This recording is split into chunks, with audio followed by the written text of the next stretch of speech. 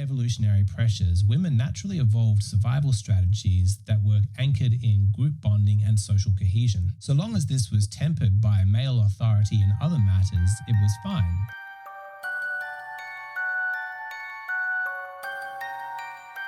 Hi, and welcome to, or back to, my channel where I offer my thoughts and opinions about whatever catches my attention. I'm Kit. I regret to say that my special assistant, Mr. O, will not be joining us today because after yesterday's incident, he has decided he needs some time off.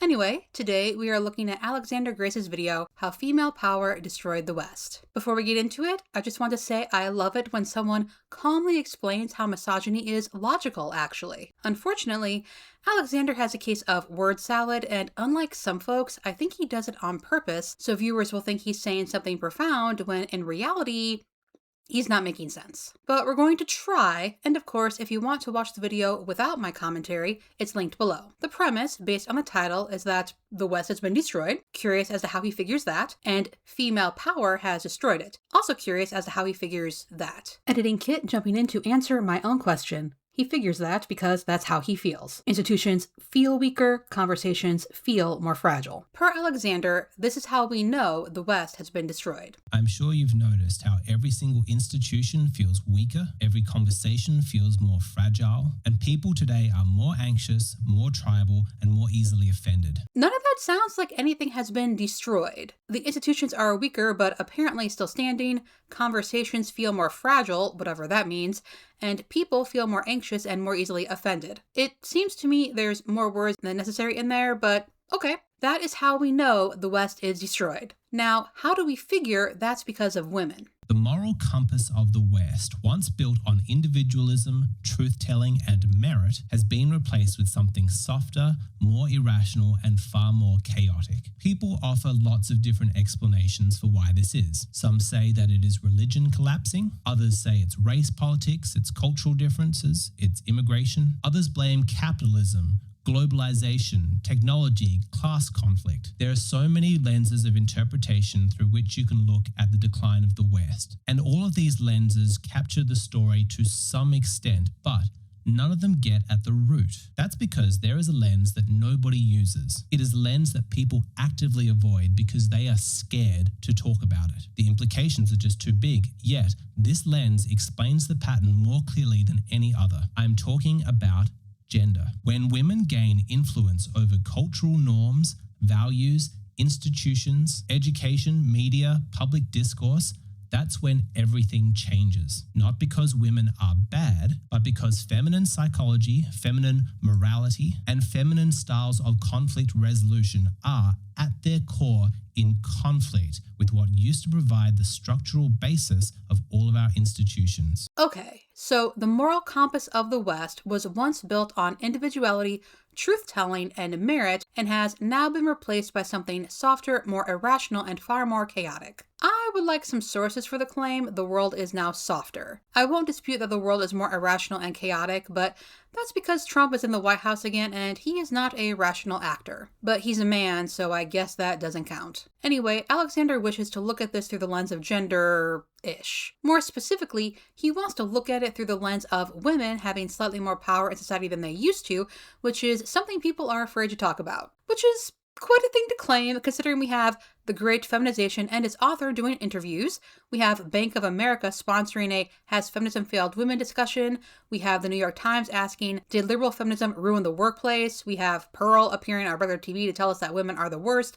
And then, of course, there's the countless channels on YouTube, not to mention books about how women are either bad or should just stay home for insert reason here. Sometimes both. But sure, people are afraid to talk about women. I kind of wish they were. Anyway, I do enjoy the idea that things had never been looked at through the lens of gender, though. I feel like there's something that's done that. What could it be? By the end of this video, you will understand that it is gender, more than race, class, or creed, that is the invisible engine that's driving our cultural decline. I have my doubts, but we're going to start with the collapse of private life. He is not talking about posting on socials. It was in the movement of second wave feminism that the popularized slogan, "the personal is political," became widespread. Things that used to be considered politically neutral, like domestic duties and gender roles, suddenly came into the spotlight and were framed as tools of political oppression. Suddenly, you could not escape politics. Previously, liberalism held a divide between the public and the private sphere. The state governs the public and the home governs itself. But feminism expanded the definition of oppression so that it was no longer just economic, but included the moral and the personal spheres as well. Sexual norms, even household chores, all of these were now considered political discussions. No one is legislating what chores you have to do at home. And honestly, the personal is political is not hard to understand. For example, it should not be legal for a man to rape his wife. It should not be a home issue to beat your spouse or your children. The effect of this is that once private life has been politicized, then no longer are your choices considered an expression of individual agency, but instead a political statement. What choices does he think he's not permitted to make at home, and how does he figure we're going to know what he does there? Suddenly, a woman's choice to stay home and raise children is no longer an expression of her personal values, but a symbol of her political oppression. I should have known. You can still have a stay-at-home spouse. Just because people don't smile at your decisions doesn't mean you can't make them. Gender is now a political identity, and it carries all of the associated moral weight. Of course, once gender becomes political, it opens up the floodgates. What other identities are now political? Why not race? Why not sexual orientation? Why not neurodivergence? Why not body type? So, I don't think Alexander knows what the personal is political means. Here's a response that sums it up pretty well in my opinion. Quote, "The term was created to underscore what was happening in women's personal lives, i.e. access to healthcare, being responsible for all of the housework, possibly being sexually assaulted in our own homes, was a political issue. This was meant to inspire women to be politically active in the issues that affected their lives, make sure that politicians paid attention to women's lives, and look at how the laws ignored women." End quote. I would say we're pretty aware of that these days. For example, abortion. Theoretically, that should be something discussed between a pregnant person and their doctor. However, it has become a political football with the current result of your rights being dependent on what state you're in. Another example, let's say you have to use a wheelchair. Individuality would say you're on your own, but people organized, and now we have the Americans with Disabilities Act. Granted, maybe Alexander thinks all these issues should be left up to individuals and he doesn't think they should involve politics, but I disagree. It's a whole lot easier to get something done when there is a group involved, and most things benefit more than just the people directly affected. For example, even if you don't usually use a wheelchair, if you, let's say, break your leg and have to use crutches, you will be glad of that wheelchair ramp.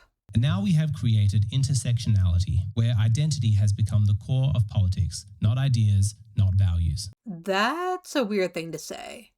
I'm so curious as to what he thinks politics was before, 1960? Tribalism has replaced individualism, and it is group affiliation that now defines your moral status and your credibility and role in public life. Okay, so we're now tribal instead of individualistic. I'm thinking I'm to assume my tribe is what?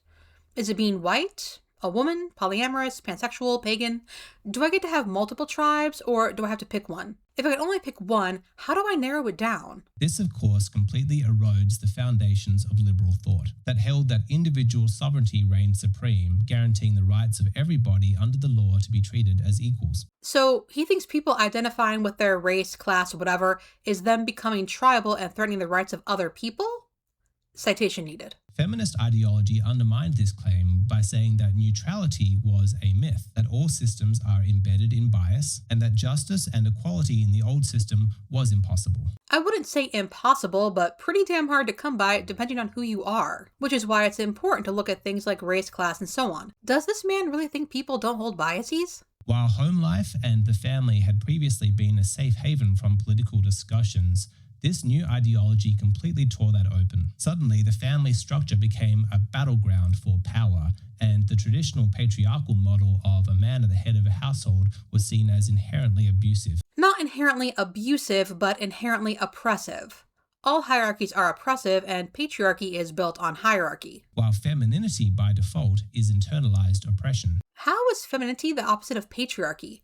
Also, how are we defining, here we go, femininity that makes it oppressive? These assumptions are now what govern our culture, from the law, from education, all the way through to media. Is he seriously telling us that he doesn't see patriarchal representations in media anymore?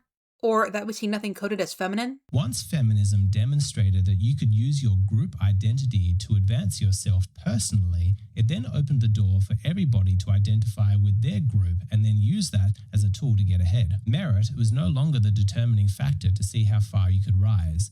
Grievance was. Oh, I see. White men just happened to be the best at whatever they wanted, and that was merit. And it was all working just fine until we began looking at systems of oppression and began to see how marginalized groups have been disadvantaged. Got it. It's merit when it's white men, unfair when it's anyone else. This undermines the liberal notion that it is individual merit that should determine your level of success. But very quickly, feminism made the claim that women were not succeeding because of a lack of individual merit, but because of systemic oppression. Perhaps they were right, but instead of giving time for the culture to catch up, they relied on legal action enforcing affirmative action, gender quotas, special recruitment programs, and of course, scholarships based on gender. It's good and well to say the system would have changed eventually. But what about the people needing a job now? And how does he figure that? If John has worked with men his entire life, why would he take a chance on Sarah when he could just as easily hire David? The key change was that feminism framed underrepresentation not as a challenge to be overcome, but as proof of oppression and injustice. It didn't take long for people to notice that being part of an oppressed group gave you moral leverage. When you are applying for a position, you are no longer just a candidate. You are now a potential solution to an injustice. Employers could no longer afford to look at candidates simply based on merit because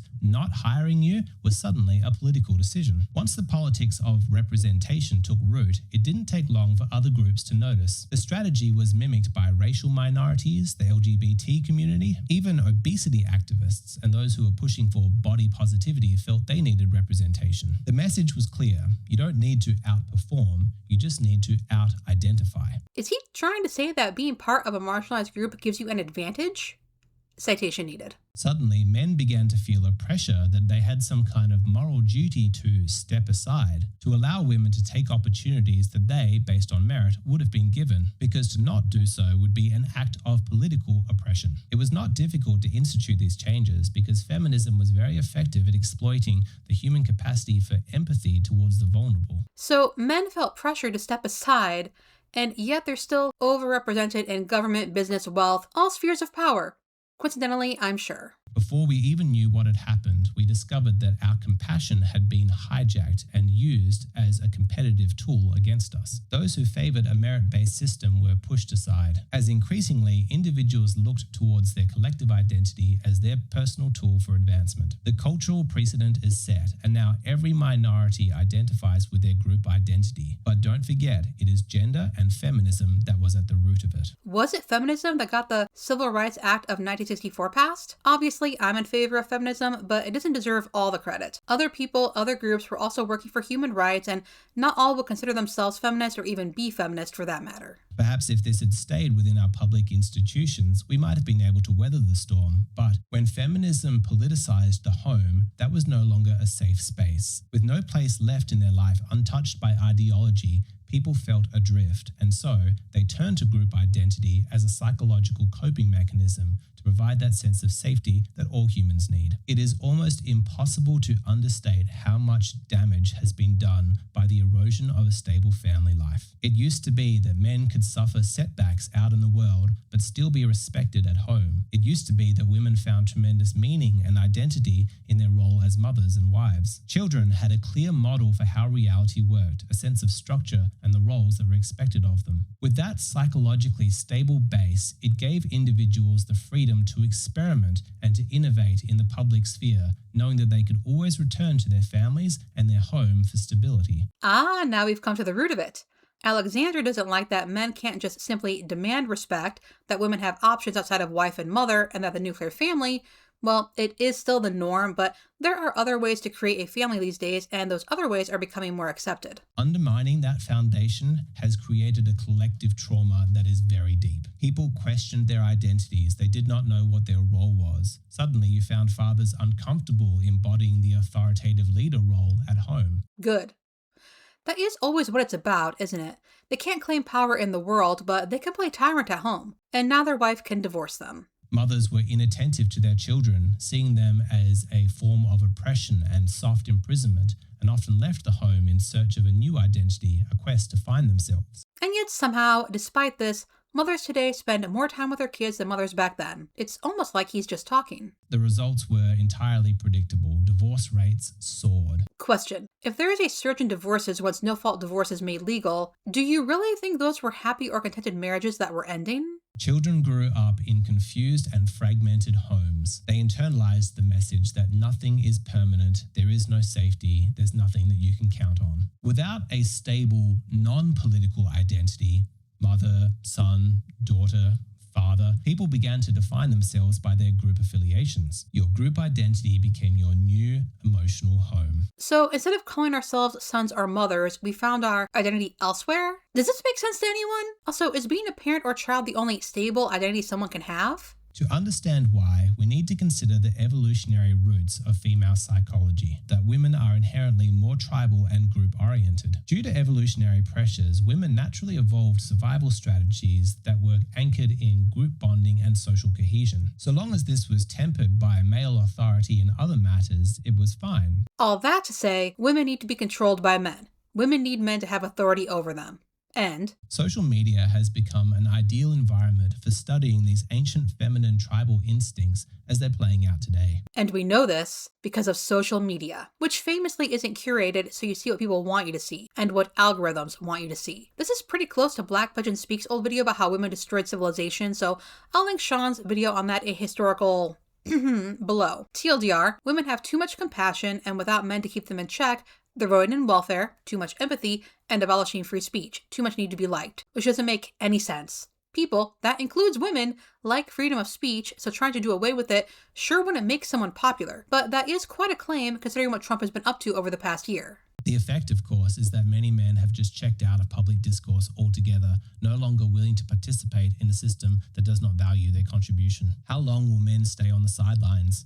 How long will men stay quiet? Men have done no such thing, and I have no doubt some of them will be whinging in my comments. These changes have happened gradually, and many men are still only now beginning to wake up to the feminization of their society. They can sense that something is wrong, but it's difficult to put their finger on it. And of course, it's easy to lay blame at any number of the groups or forces that seem to be benefiting from the current system. But as you can see, at the very core of all of it is gender. Are there biological differences between a rich person and a poor person? Is the DNA of a white person and a black person vastly different? What is a better predictor of your neurology? Is it the fact that you are religious, or is it your gender? I regret to inform Alexander and his friends that men and women are more alike than they are different, and that men have more in common with their female neighbor, their female coworker, their sister, than with, for example, Elon Musk. He's just trying to engage in some gender war nonsense and keep men looking at women for their problems. And I promise,